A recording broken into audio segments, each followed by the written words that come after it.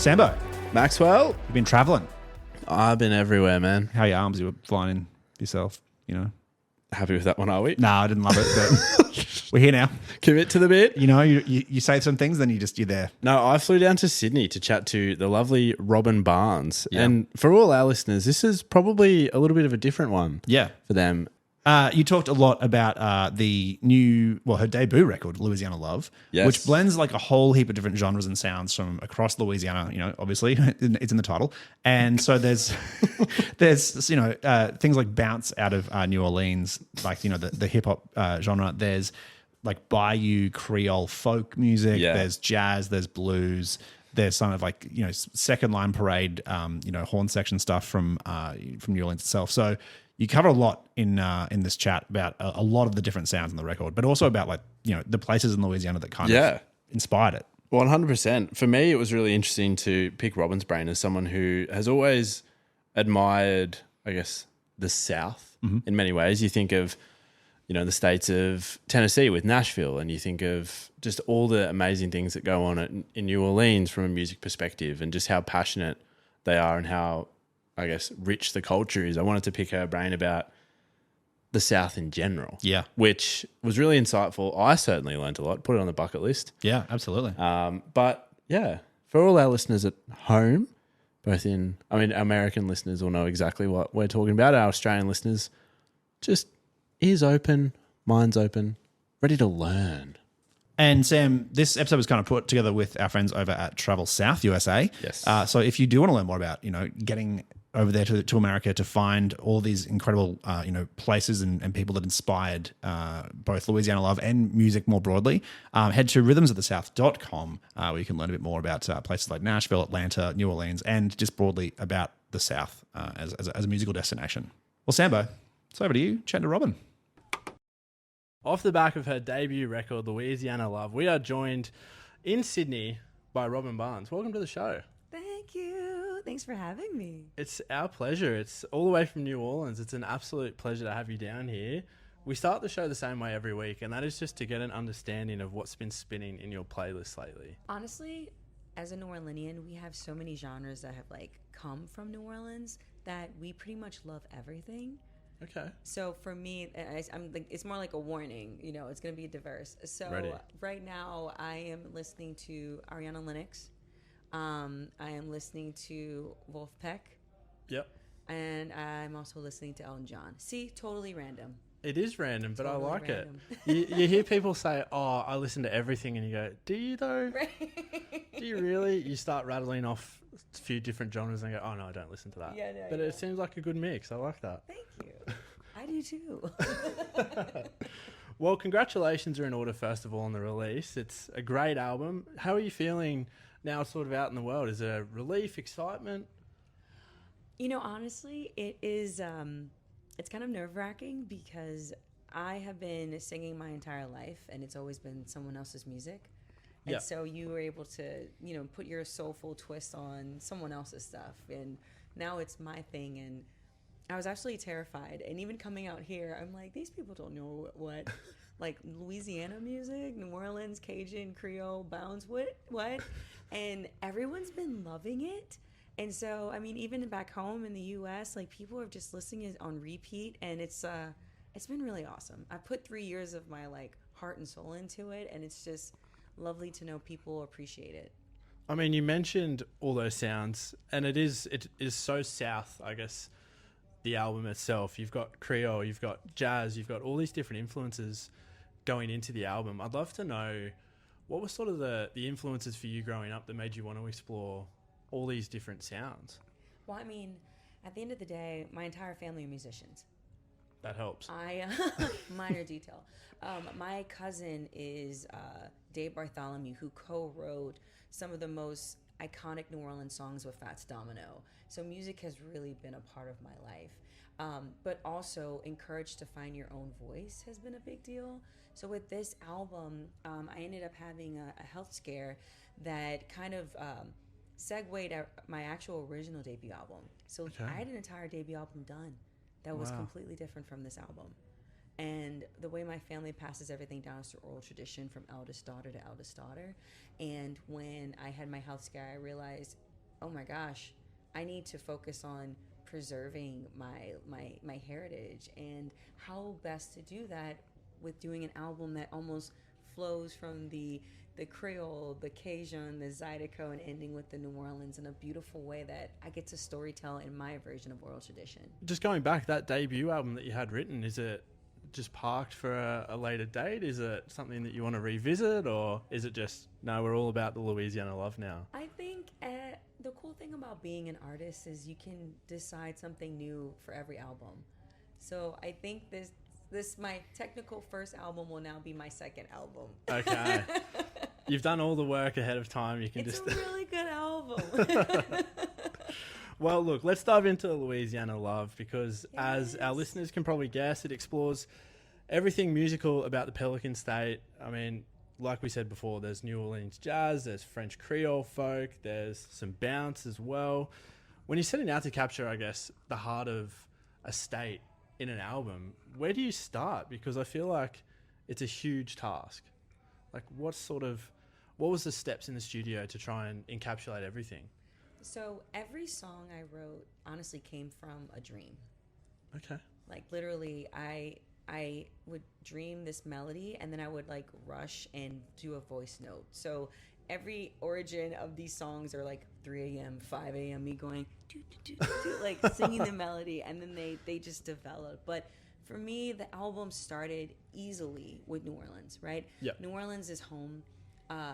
And so I grew up with the bounce music. I grew up listening to Big Frida. I mean, I remember sneaking out at like 13 to a Big Frida show at the roller skate rink. Like, I have loved Big Frida my whole life, to the point where I wrote their verse, the rap that they're doing on the song. I wrote it. And I got to present it to them. I was like, we New Orleans. You know, like I was like doing all the inflections, and Frida was like, okay. But like the New Orleans with the meters, growing up with the Neville brothers, like having Ivan Neville on it, like having all of the people that are quintessential, the stars in their genre of New Orleans, blessing this album was major. I mean, I would have never even guessed it.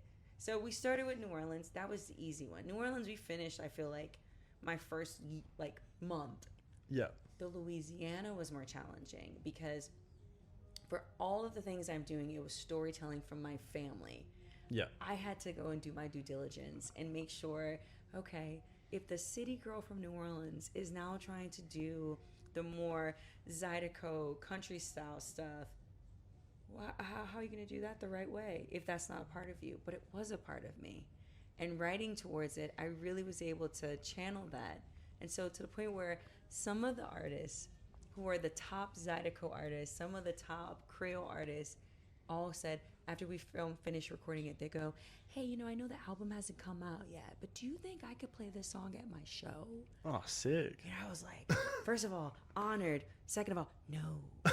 But that's a huge compliment. What a you know compliment, what I mean? yeah. I love how you've still power moved. I'm so flattered. No, you can't. Oh, I mean, if you're exploring all this heritage, I mean, do you feel like you've got this greater understanding of, I guess, your origin and your sort of roots in a way as a result? 1,000%. I feel like I thought I understood where I was coming from. I thought I understood my ancestors. I thought I understood who I am.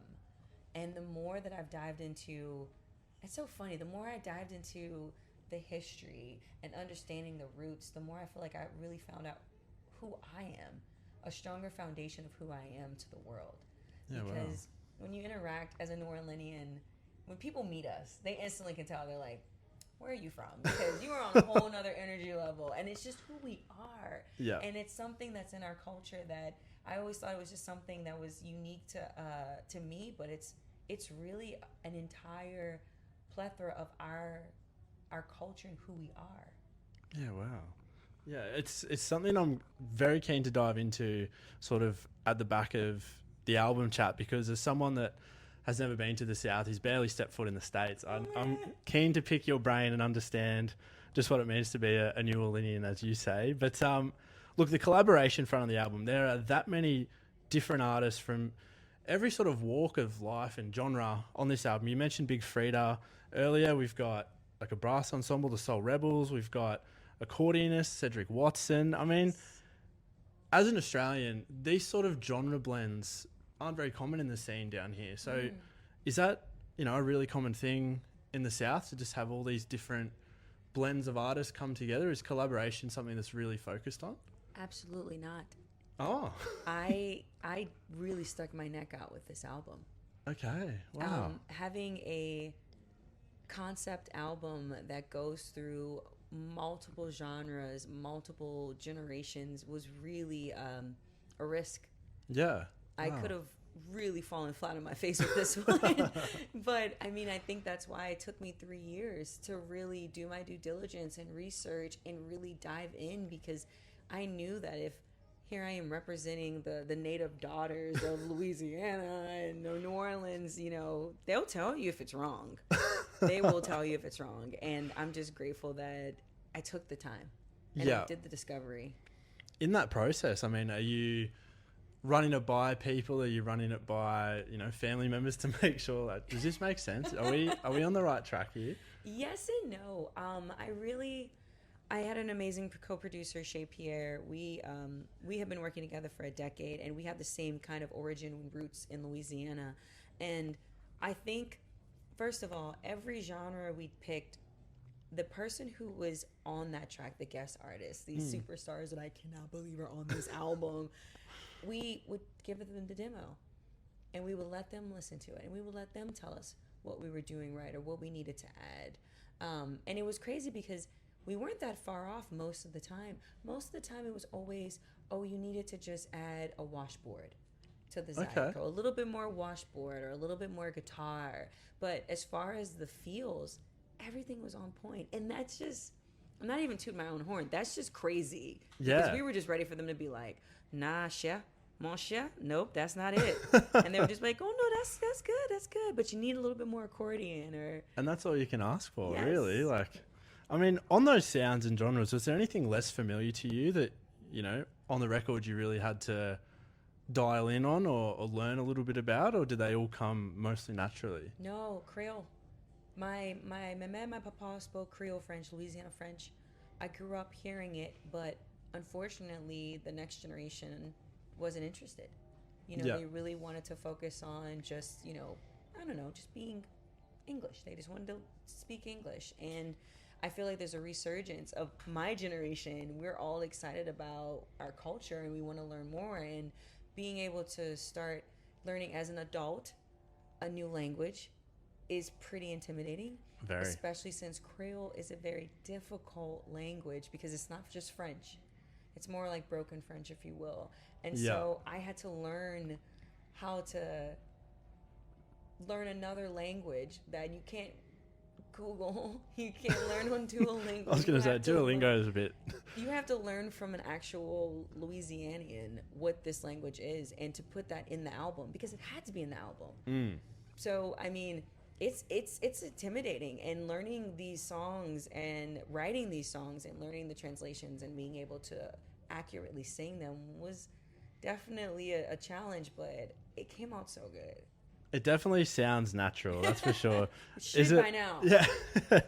Is it something you want to keep exploring? Like, keep learning the language, try and be, I guess, fluent in it eventually? Absolutely. I want to really dive into my French heritage. With my genealogy and my lineage, I have double French, if you will.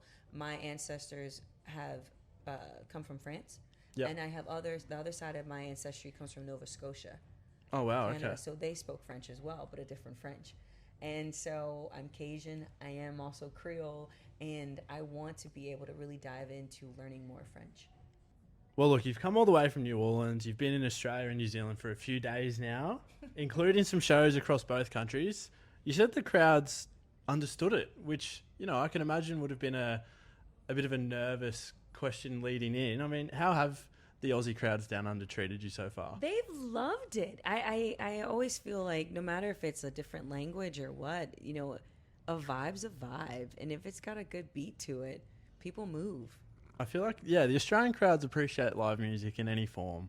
I've also given them instructions at the beginning, though. Like, I That does literally help. make them chant. I sing. I'm like, You can wiggle, you can sway, but you cannot just stare.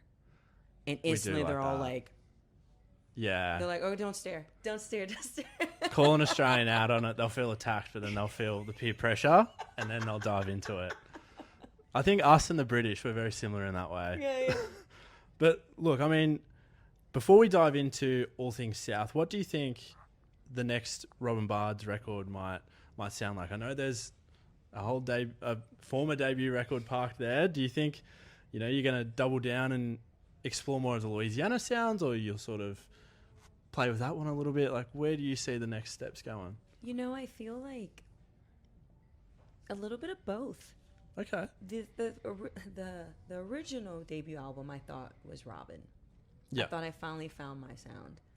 But going through this process with Louisiana Love, I didn't know Robin.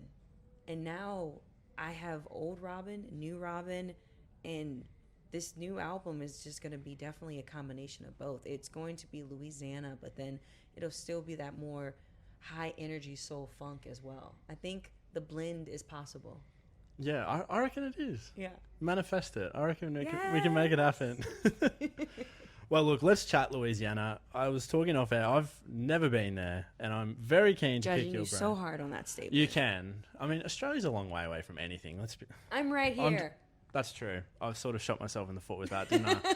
Seemed like a good argument in my head, but as soon as you speak it tourns to shit. So, look, it's impossible to capture the music of Louisiana without speaking about the places that inspire the sounds. So I'd love to know, like, are there any specific spots across the state that you think of when you hear the songs on the record?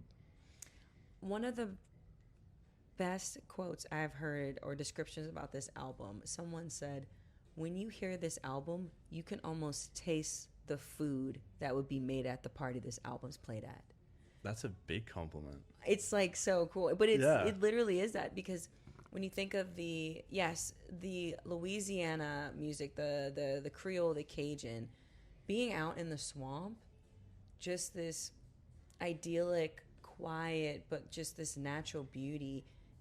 Just the wind is inspiring. You hear these rushes, and then all of a sudden you hear a fiddle, and you can hear the washboard, like the water, and it's just this almost natural feel that is definitely the vibe of the more Cajun Zydeco stuff. But I say that to say, then when you go to Zydeco, that stuff's high energy. That's just so much energy. You can imagine yourself in a regular Louisiana dance hall.